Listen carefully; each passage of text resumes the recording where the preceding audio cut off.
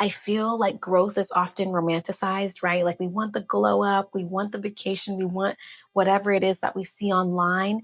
But then when we're asked and confronted with ourselves about how we'll get that, we're not willing to go through the process of rejection, being misunderstood, holding our tongue, representing ourselves well, emotional regulation, confusion, repetition, embarrassment, all of the things that come with growth.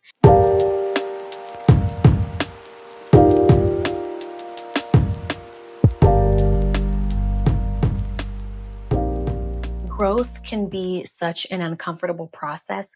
And I know people talk about that a lot, but I wanted to go over some reasons on why it can be an uncomfortable process and just share in my vulnerability a little bit also on why it makes it an uncomfortable process for me.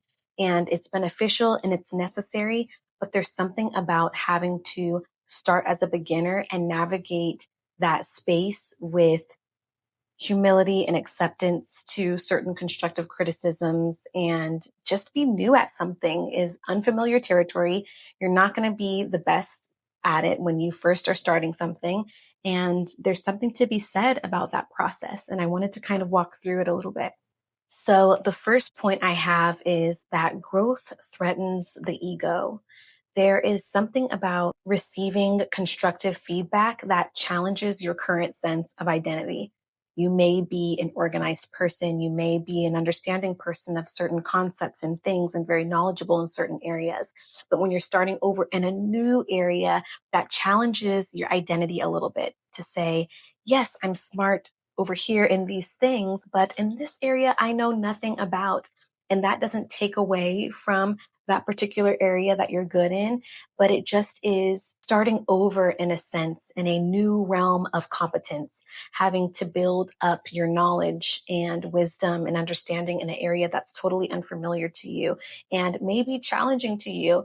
And despite if you feel like you're learning and progressing or not, sometimes there can be this voice in your head that says, I should be better at this by now. Or if you're struggling to gain a certain concept or remember certain things, there may be a voice inside your head saying, what if this means I'm not good enough? And I think that leads people to quit because in a way, your ego is trying to protect you from that shame, from that disappointment, from that failure. And we don't recognize, or if we don't recognize that we need to be beginners in a certain area and that we're not going to be great when we start, and that it may be hard to understand, it may be hard to learn this new skill, it may be hard to build this business, but that doesn't mean it's impossible. And that doesn't mean I'm not good enough.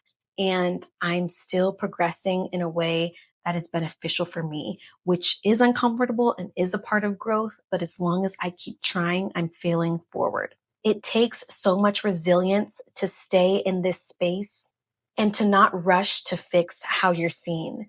You may want to explain, you may want to defend, you may want to react, but there's such a mature response in sitting with what people have to say and understanding that that's not the entirety of you and fighting off those voices that try to protect you, saying, maybe this isn't for you. Maybe you should move on.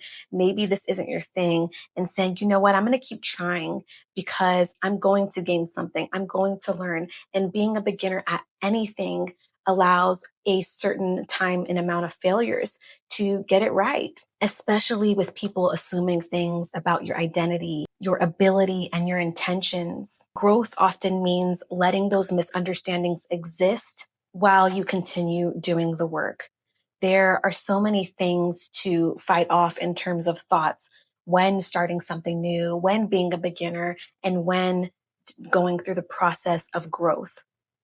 It's an unfamiliar territory. It's you moving from a space that is very familiar to something unknown. And getting there can be a process of trial and error, can be a battle of fighting those thoughts, can be, resilience in sitting in that misunderstanding. And in all of that, it's so easy for our ego and our self-esteem to be threatened. Also, the next point I have is being a beginner exposes you. It puts you in a spot where it says, I am not a master at this yet. And that leads into another conversation of like, what even is enough? What even is a master? But to say that I am new in this area is something that can be a bit intimidating. You have no habits, no proof of skill to hide behind. It's just you in the beginning, and letting people see you in that beginner phase is something that is so challenging within itself. You have to have a certain level of resilience that refuses to let people throw you off your course of continuing down that path of growth. When people question your motives or even question this new version of yourself, it's imperative that you understand who you are and that you understand what you're aiming towards so that you can work towards that, even in failures, even in misunderstandings, even through trying to battle off those thoughts. You have a goal that you're working towards, and you say, it doesn't matter what other people think or what they perceive me as now. I am working towards something that is going to be greater for my future and for myself. And it looks like being a beginner. It looks like not knowing. It looks like putting myself out there and trying so that I can develop and so that I can learn and work out the kinks. If you never put it out there or try, you never are able to adjust your business plan, whether that mean you signing up for a specific church or event or program that you want to dive into. And it might not work out for you, but at least now you know so that you can adjust and say, I might not do that particular program next time, but this one more so aligns with me. It's that failing forward, crossing things off the list, allowing yourself to be resilient and push through no matter what people think of you. And it puts you in such a vulnerable position that may feel like exposure because you are new, because you are a beginner. And don't let that allow people to write you off. That was even such a huge deal for me in doing YouTube, is like, do I know enough? Do I speak well enough? Do I understand enough about this particular topic? But then I realized that I need to put myself out there and allow that comfortability to just be exposed as a beginner, to just be exposed as, starting fresh and working towards something that is meaningful for me, and being able to push aside those thoughts and other people's feelings because I'm aiming towards something, and all the noise on the outside is going to exist when you're in a position that challenges your ego and that puts you as a beginner, and that exposes you in a sense of, I'm vulnerable and new, and that's okay. Another point about growth is constructive criticism requires a level of receptivity and not defense. And it can be hard when you hear certain things sometimes, and in hindsight, you're like, yeah, that sounds good. I was going to do that. You want to be defensive. You want to explain yourself. You don't want to receive certain things sometimes because you feel, again, like it threatens your sense of competence and knowledge and ego and self-esteem. But it's so important to recognize that how we respond and how receptive we are makes us a good leader. It makes us a good listener. It makes us a good follower, which in turn, again, dives into making us a good leader. You can't be a good leader unless you know what it's like to follow, what it's like to start new, what it's like to learn. And so being in a position of receptivity versus defense allows a certain level of self-control that is hard during already the uncomfortable process of growth. There's this added layer of, I have to hear different opinions too if I want to grow. You don't know everything by yourself. So growth does require a certain level of communication and advice receiving and constructive criticism that may feel uncomfortable. It can trigger potential past experiences of shame and rejection and trauma when we hear people say certain things about us. I know for myself that sometimes happens when I receive constructive criticism from people and I want to correct and I want to say I know and I want to do all of these things to defend my position and my ego. But then I have to remember that that's just not a great way to navigate life in general. You have to pick your battles, you have to preserve your energy, and you have to realize that the intentions of people that do give constructive criticism, constructive is the key word, they're not bad. So if somebody's trying to help you, even if you know it, even if you feel like that makes sense, I don't want to hear it, I can look that up on my own. Being receptive is exercising that self-control to receive. And even in criticism of people that is not constructive, just being able to respond in a healthy way that shows emotional regulation, that shows control, that shows growth. It's going to be uncomfortable, and we're already trying to spend our energy working on the growth. We don't need to spend our energy also fighting everyone off along the way. So there's certain things that we can just either be receptive to or just dismiss calmly. You don't have to react to everything, and it's not helpful to live in a space that is always ready to react. And lastly, growth can be difficult because we want the outcome without the process. It sounds great to be successful and to have the house, to have the car, to have the husband and the kids and whatever it is that you want in life, the business, right? But if you're not willing to work through the process, then it's going to be a little bit difficult or potentially impossible to get there. You have to put in the hard work. You have to put in the learning and the knowledge and retaining and the practice. And if we're not putting in those efforts, then growth won't happen. I feel like growth is often romanticized, right? Like we want the glow up, we want the vacation, we want whatever it is that we see online. But then when we're asked and confronted with ourselves about how we'll get that, we're not willing to go through the process of rejection, being misunderstood, holding our tongue, representing ourselves well, emotional regulation, confusion, repetition, embarrassment, all of the things that come with growth. And it's so interesting because working through those things along the way, you'll see different sides to people, which is another conversation until you arrive at your destination.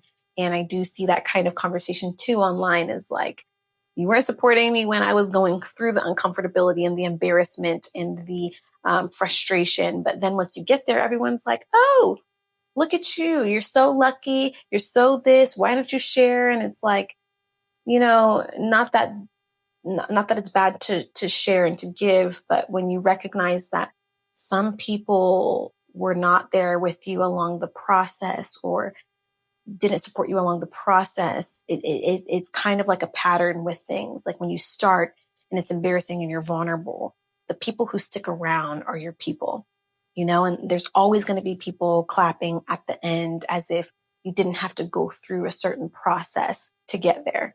So just be mindful that like everyone that starts in the beginning, I'm sure when Barack said he wanted to be president when he was younger, or if that was the case, people were probably like, what the heck? Like, okay, maybe laughed at him. Maybe when he was working in the political field and inching towards that, they're probably like, what the heck? And then once he got there, they put some respect on his name. And so just to be mindful of like the process, a lot of the times it's ugly, especially when your dreams and ambitions are big. People won't understand it. It's not for them to understand. And when we put all of our concern into what others think, into what others say, it'll often stifle our growth to want to get to the other side. It's that in between that's emotionally taxing. And of course, life has ups and downs, but for sure, that in between of growth, of deciding and doing and arriving. And I use arrive loosely because we never truly arrive, but you get what I'm trying to say is that it's that in between process of development that is filled with all of these uncomfortable things that come with growth. So I say all this to say is let yourself be in the process, even when others don't see the big picture or when they assume the worst. Growth is an act of resilience. It's a strong, slow choice to choose that difficult and uncomfortable, healthy thing to get to the other side of something that's so much more beautiful. It's saying, I'm not going to be here forever. And your opinions, others' ideas, others' misperceptions about me are not as important and do not always need to be defended. And it matters how I feel about myself. What am I doing for myself? What is the goal that I'm aiming towards? And can I balance those things of uncomfortable misperceptions and constructive criticism, thoughts of not feeling good enough, and thoughts of feeling optimistic? Can I balance those uncomfortable feelings and be realistic with myself to work towards the goal that I have in mind. And for me, growth is such an interesting thing because now, and of course it's circumstantial and seasonal, but in most situations now, I've kind of programmed my body to recognize my uncomfortability and my bodily response to uncomfortability, and to ask myself, what is happening here? And how can I respond in a way that develops me? And maybe that looks like not feeding into an argument, right? Maybe that looks like saving money through it being my default versus spending all the time. Maybe that looks like investing in certain things before I just give to everything else, and being mindful and recognizing that uncomfortability of like, oh, I really want to do this, but the uncomfortable choice is restraining myself from that, or oh, I really don't want to do that, but the uncomfortable growth choice is trying to get involved in that a little bit. And so there's so much nuance and so many layers to growth and so many different areas that we can apply it to, but don't allow yourself to stay stagnant. Take those risks if you do a risk analysis and it makes sense, right? I don't ever want to just be black and white, but take those risks if you can. Analyze your situation. What do I want to work toward? What is uncomfortable about this? And what can help me in this uncomfortability become a better version of myself? So I hope this video helps, and please comment down below if you have any ideas, any thoughts, and let's continue the conversation. I hope to see you soon.